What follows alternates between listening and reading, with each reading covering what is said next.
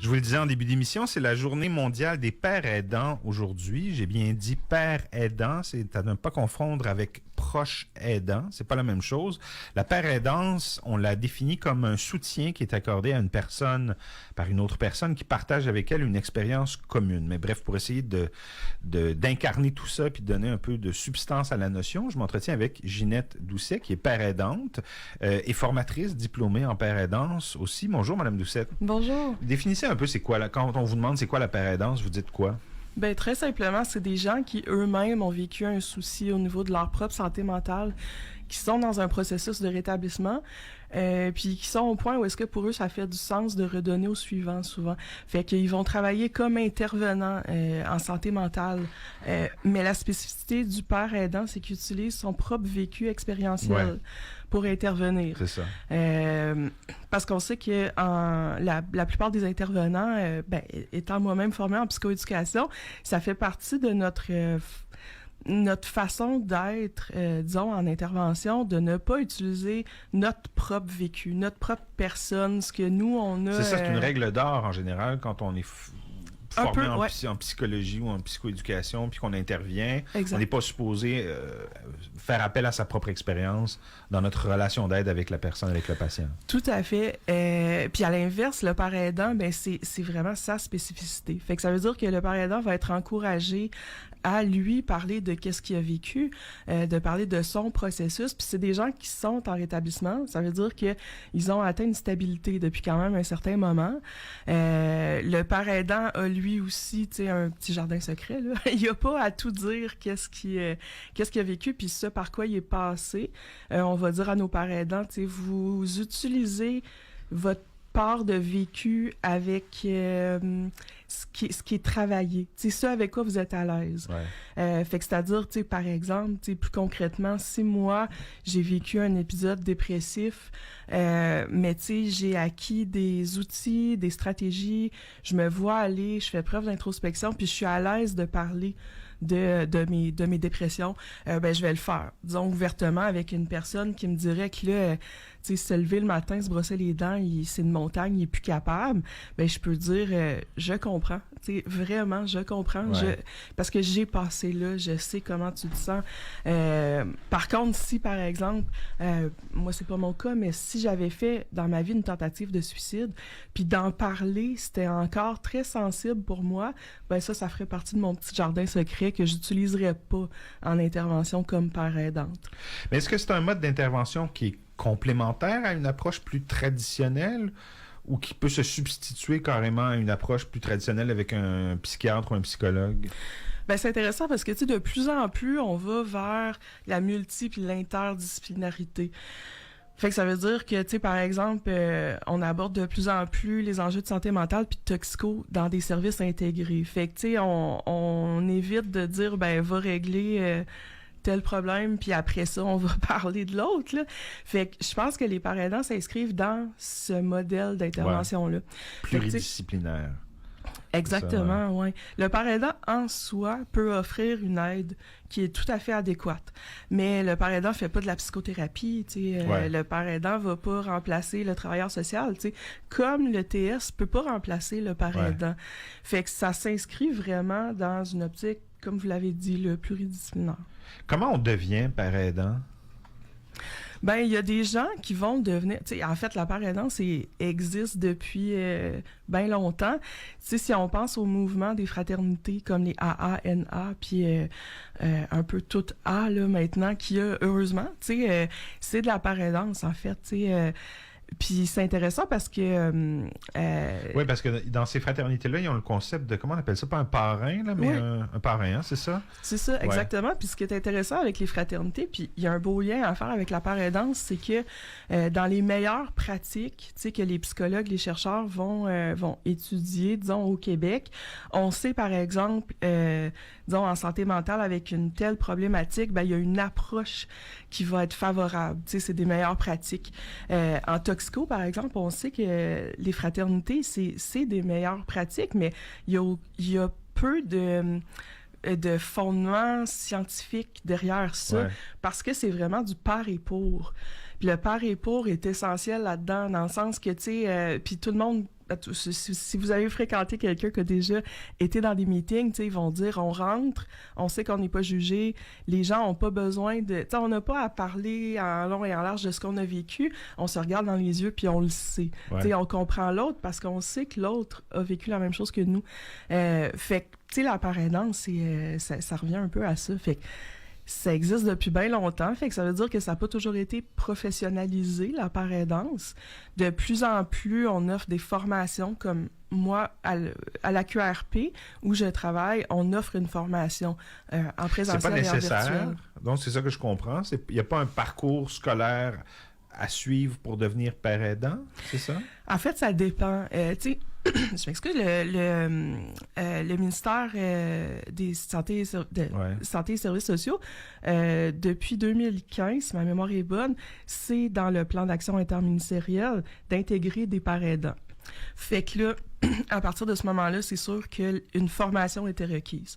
Mais par exemple, si on va dans Saint-Roch, juste à côté, il y a des pères aidants qui ont vécu l'itinérance, qui se sont sortis de l'itinérance, puis qui travaillent dans des milieux... Mais qui n'ont pas nécessairement suivi cette formation-là qui est requise par le ministère de la Santé et des Services sociaux. Exactement. Ouais. Parlez-nous de votre parcours à vous. C'est intéressant parce que vous me racontiez que vous avez d'abord une formation de musique classique. Oui.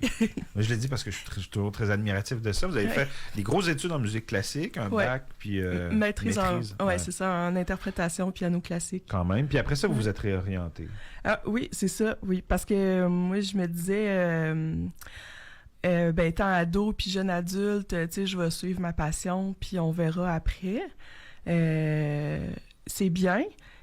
Oui, c'est bien, oui. J'ai fait à un moment ma donné, maîtrise. on frappe un mur, puis on se dit, comment je vais gagner ma croûte avec ça? Ouais, c'est pas mal ça. C'est ça, hein? Ouais. C'est ça. Fait qu'après Puis, ça, vous avez fait des études en psychoéducation. Puis c'est des vraies études, un bac. Puis, exactement, oui, c'est ça. Puis j'ai gardé la musique tout le temps dans ma vie, c'est sûr. Sauf que là, maintenant, c'est un loisir puis plus un métier, là. J'ai vous avez quand même des diplômes pour... Oui, puis j'ai... Vous allez garder toute votre vie.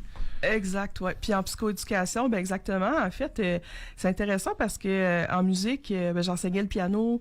Les étés, on n'avait pas de job. Fait que, tu sais, à un moment donné, je me suis retrouvée animatrice avec des enfants à besoins spéciaux dans un camp de jour. Plusieurs étés avec un jeune qui avait à l'époque le syndrome d'Asperger, qui maintenant n'existe plus dans le nouveau DSM, mais en fait ce jeune-là, le petit Samuel, m'a comme ouvert les yeux à le monde de l'intervention. Fait que je suis allée faire un bac en psychoéducation, certificat en toxico. Fait qu'avant de faire la formation en paraidance, j'ai plutôt travaillé un peu plus qu'une dizaine d'années là, en dépendance et santé mentale. Fait qu'on est susceptible de retrouver des pères aidants dans toutes sortes de milieux très différents. Vous parlez des fraternités, tout à fait. Ça c'est une chose, le monde de l'itinérance aussi, mais je veux dire, sont indénombrables les types de relations, les configurations dans lesquelles on peut retrouver ce genre de relation-là entre un père aidant et un aidé. Tout à fait. Puis, tu sais, je pense que la père aidant, c'est vraiment en plein essor. C'est-à-dire que ce qui serait vraiment le fun, c'est qu'éventuellement, il y en ait un peu partout, mais dans différents domaines aussi. Tu sais, je peux vous donner un exemple. Disons que vous avez demain matin un diagnostic de cancer. Ça frappe, là, tu sais, on sait plus où est-ce qu'on s'en va, il y a de l'incertitude. Le fait de, par exemple, rencontrer une personne qui est en rétablissement, tu sais, dans le fond, qui a vécu ça, qui a vécu la chimio, par exemple, qui a perdu ses cheveux, puis qui pourrait vous rencontrer puis vous dire...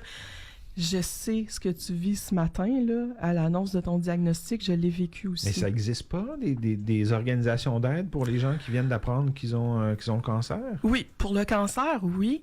Je crois qu'on les appelle pas nécessairement des pères aidants, mais tu sais, oui, de plus en plus, on va en avoir. Ouais. Mais si on parle de, par exemple...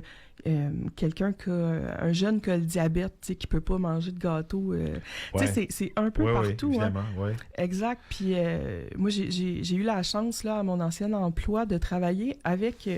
j'avais mon chapeau d'intervenante à ce moment-là, mais je travaillais avec des militaires et des vétérans qui avaient un post-trauma.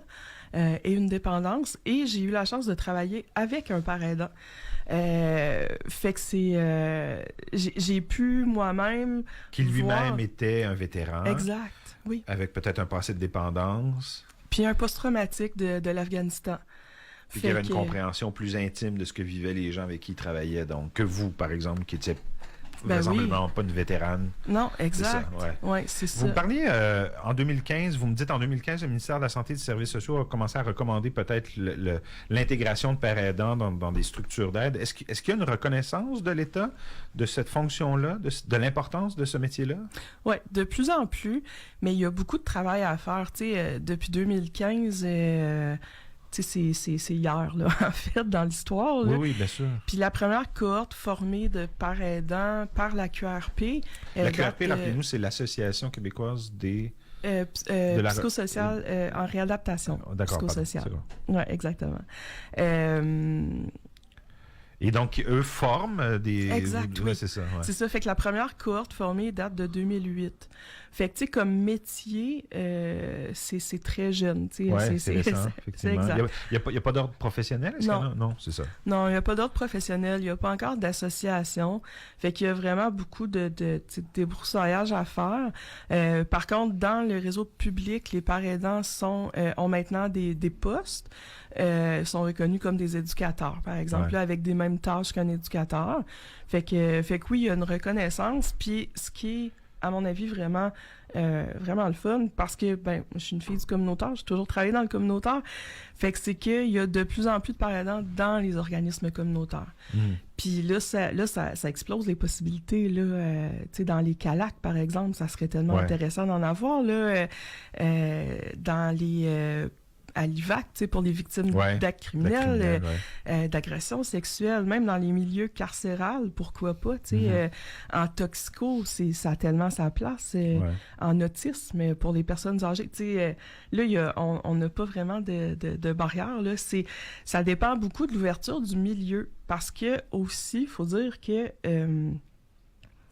quand une équipe accueille un père aidant, il y a quand même tout qu'un ajustement à faire là, au milieu de l'organisation. Des fois aussi? Ou... Ah, tout à fait. Ouais. Ah oui, oui. Les oppositions même, de la part de gens, Ben oui, bien sûr, parce que ça vient confronter la façon de faire des intervenants qui sont sur place. Traditionnel, historique, c'est ça. Mm-hmm. Fascinant tout ça. Ginette Doucet, vous êtes père aidante. Évidemment, vous êtes formatrice diplômée en père aidance à la QRP également. Merci beaucoup d'avoir... Je vous rappelle tout le monde que c'est la journée mondiale des pères aidants aujourd'hui, 17 octobre. Merci d'avoir été avec nous, Ginette. Merci. Ça fait plaisir, merci.